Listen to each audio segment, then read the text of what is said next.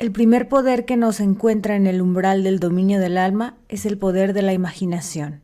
Dr. Franz Hartmann. La primera vez que me hice consciente del poder, la naturaleza y función redentora de la imaginación fue a través de las enseñanzas de mi amigo Abdullah. Rendirnos pacíficamente a las apariencias e inclinarnos ante la evidencia de los hechos es confesar que Dios no ha nacido en ti. Aunque esta enseñanza me chocó y la rechacé en un principio porque yo era un cristiano creyente y formal y no sabía en ese entonces que el cristianismo no podía ser heredado por simple accidente de nacimiento, sino que debe ser conscientemente adoptado como una forma de vida. Más tarde se apropió de mi entendimiento a través de visiones, revelaciones místicas y experiencias prácticas, y descubrí su interpretación en un sentido más profundo. Pero debo confesar que es un tiempo de prueba cuando esas cosas que siempre dimos por ciertas son sacudidas. ¿Ves todos esos grandiosos edificios? No quedará piedra sobre piedra, todo será derribado. Marcos 13:2. No quedará ni una piedra de comprensión literal después de tomar el agua de comprensión psicológica. Todo lo que ha sido construido por la religión natural es lanzado a las llamas del fuego mental. Aún así, ¿qué mejor manera hay para entender a Cristo que la de identificar el personaje central de los evangelios con la imaginación humana, sabiendo que, cada vez que ejercitas tu imaginación bondadosa en beneficio de otro, tú estás literalmente mediando a Dios al hombre y por lo tanto alimentando y vistiendo a Cristo, y que cuando imaginas maldad contra otro, tú estás literalmente golpeando a Cristo. Me pregunté a mí mismo muchas veces, si mi imaginación es Cristo y todas las cosas son posibles para Él, entonces todas las cosas son posibles para mí. A través de la experiencia he llegado a saber que cuando me identifico a mí mismo con mi objetivo en la vida, entonces Dios está despierto en mí.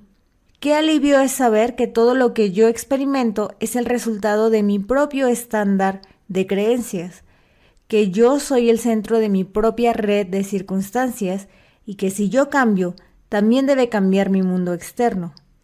El mundo presenta diferentes apariencias de acuerdo a cómo difieren nuestros estados de conciencia. Lo que vemos cuando estamos identificados con un estado no puede ser visto cuando ya no estamos fusionados con él. Por estado me refiero a todo lo que el hombre cree.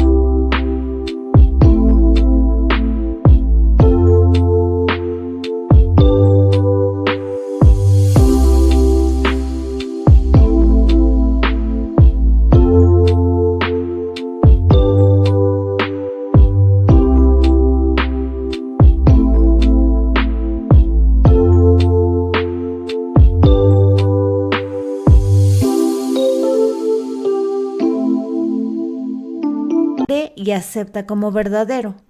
Ninguna idea presentada a la mente puede llevarse a cabo a sí misma, a menos que la mente la acepte. Depende de la aceptación, el estado con el que nos identificamos, cómo se presentarán las cosas. El mundo es una revelación de estados que han sido fusionados con la imaginación. Es el estado desde donde pensamos, el que determina el mundo objetivo en el que vivimos. El hombre rico, el hombre pobre, el hombre bueno, el ladrón, son lo que son por virtud de los estados desde donde ven el mundo. No son las acciones y el comportamiento del hombre bueno lo que debe ser igualado, sino su punto de vista. Las reformas externas son inútiles si el estado interno no es cambiado. El éxito es obtenido no imitando las acciones externas de los exitosos, sino por las correctas acciones internas por las que se convirtieron en ricos. Si nos separamos de un estado, y podemos hacerlo en cualquier momento, las condiciones y circunstancias a las que esa unión les da vida desaparecen. Fue en el otoño de 1933, en la ciudad de Nueva York, que me acerqué a Abdullah. Él me hizo una simple pregunta: ¿qué es lo que quieres? Le dije que me gustaría pasar el invierno en Barbados, pero que estaba en bancarrota. Literalmente no tenía un centavo. Si te imaginas a ti mismo estando en Barbados, dijo él, pensando y viendo el mundo desde ese estado de conciencia, en vez de pensar en Barbados, tú pasarás el invierno allí. No debes preocuparte por la manera y los medios en que llegarás allí, porque el estado de conciencia de ya estar en Barbados, si es ocupado por tu imaginación, concebirá los medios adecuados para que manifiestes ese hecho.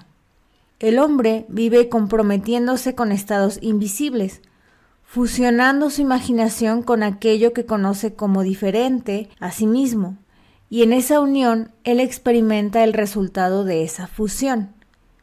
Nadie puede perder lo que tiene, salvo por desconexión del estado donde las cosas experimentadas tienen su vida natural. Debes imaginarte a ti mismo dentro del estado del deseo cumplido, me dijo Abdullah, y quédate dormido viendo el mundo desde Barbados. Nuestra imaginación nos conecta con el estado deseado.